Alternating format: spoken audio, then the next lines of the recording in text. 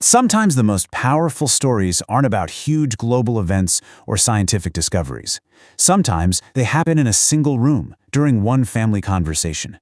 Today, we're going to dive into one of those moments and the incredible weight just a few words can carry. So, just picture this. There's a planned, serious family talk happening. A really heavy secret has just been put on the table. And then, those words cut through the air. A completely unfiltered, brutally honest, and, well, an absolutely devastating question from a 16-year-old. And in that instant, everything shifts. You can just see the father's expression completely transform, can't you? That look of hope and vulnerability just vanishes. Is it disappointment? Anger? We don't know for sure, but you know that whatever good feeling was in the room, it's gone. And the stepmother? Oh, her reaction is just as quick. Her face hardens over. It's like a shield just slams into place. All the warmth is gone, replaced by this cold, quiet shock. So, the big question is, how on earth did we get to this point? Well, it all kicked off with this confrontation. This was a moment where all the unspoken ideas about what a family should be didn't just meet reality, they collided with it, head on. All right, let's set the stage a little. This wasn't some random fight that just blew up. No, this was a planned sit-down conversation. You've got our 16-year-old main character, their dad, and his brand new wife. And hanging in the air between them is this secret that they think is finally going to make them a real family. But to really get why that question was so explosive, we've got to rewind a little bit. We need to see the fragile, shaky ground this new family was actually built on. And what's really wild is just how fast all this happened. I mean, look at this timeline. The wedding was only 1 month ago. The stepmother and her daughter moved in just a few weeks ago. Let's be honest, for all intents and purposes, they're strangers sharing a house. And this quote it perfectly captures what our 16-year-old was realizing. This isn't just about getting used to new people in your space. It's about being handed a whole history, this heavy emotional baggage that you had absolutely nothing to do with creating. Okay, so let's talk about the secret itself, because what was shared is every bit as important as how it was received. This is the weight that was just dropped into the lap of a teenager. So here it is. The stepmother's little girl, the teen's new 4-year-old stepsister, was born from an affair. And that's not just a piece of information, right? It's something that carries years of pain, judgment, and a whole lot of complication with it. And the history that comes with this secret is just heartbreaking. The little girl's older half-siblings from the other marriage had totally rejected her. They were cruel, they called her names, and they refused to treat her like family. This isn't just a fact, it's a profound trauma.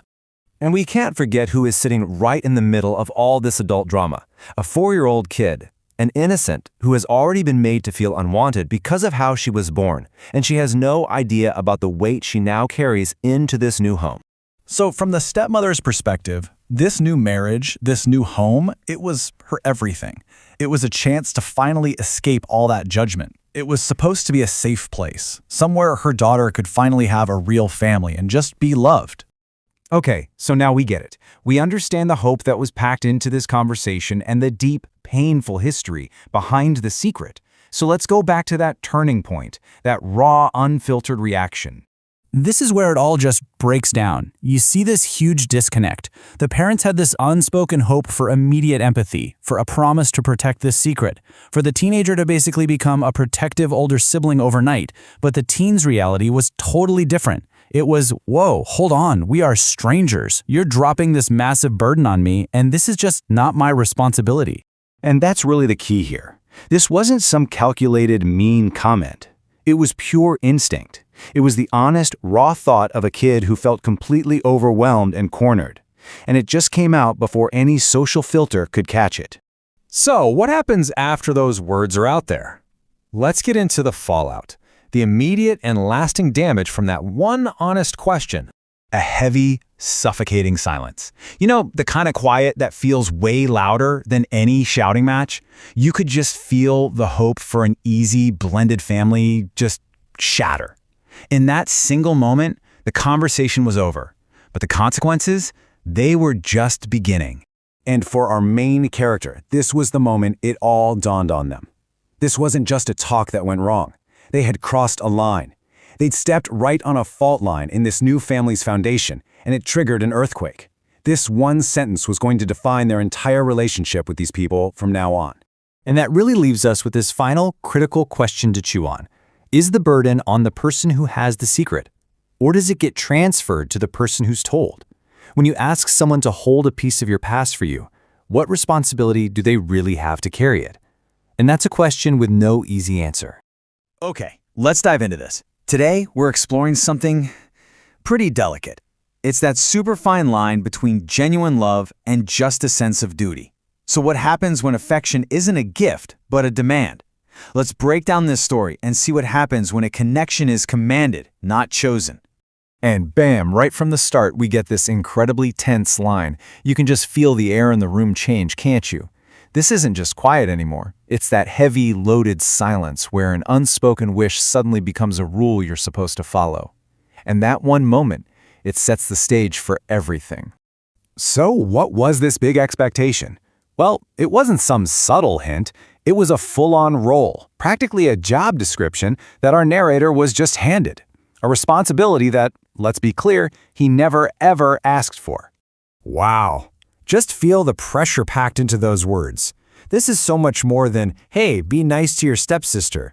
This is a demand to fill a huge emotional void in someone else's life. I mean, that is a monumental weight to just drop on someone's shoulders. And then, just in case he didn't feel the pressure, the father dials it up.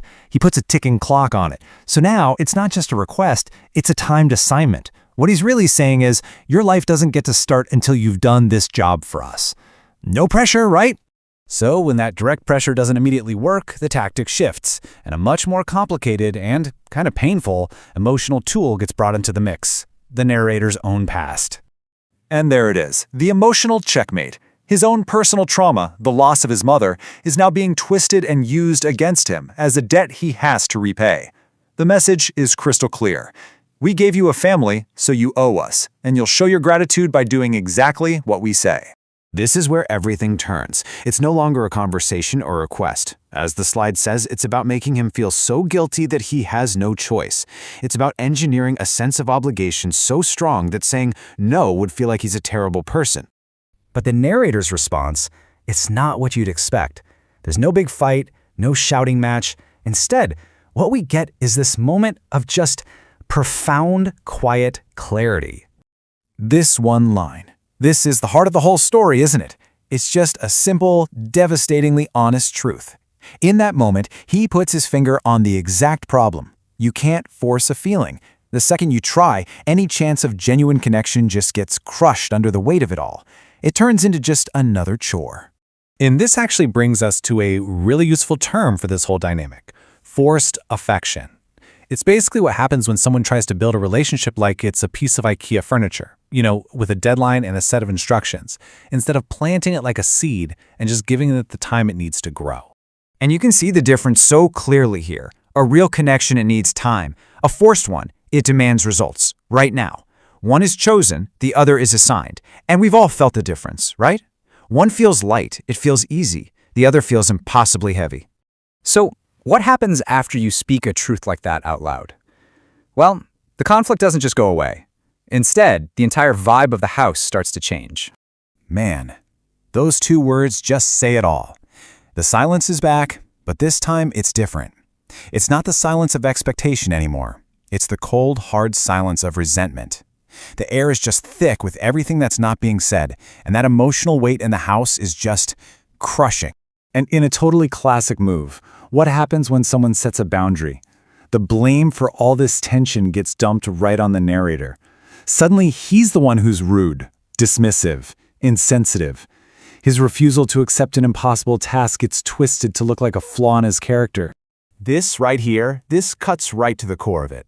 This was never about him rejecting his stepsister. It was about rejecting the impossible, totally unfair job of being her designated healer. And that distinction is everything.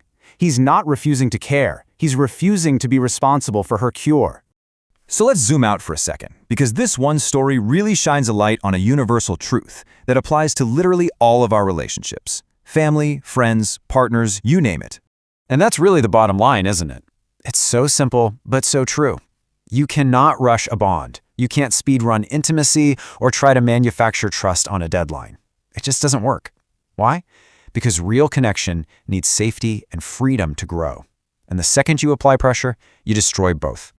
And this really brings it all home.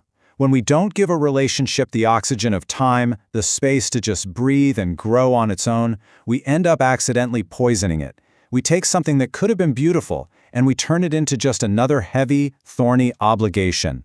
And that kind of leaves us with a final thought, a question for you to take with you. Think about the connections in your own life. Are there any where you, or maybe someone else, is pushing a little too hard? And what do you think might happen if all that pressure was just replaced with a little more patience and a little more time?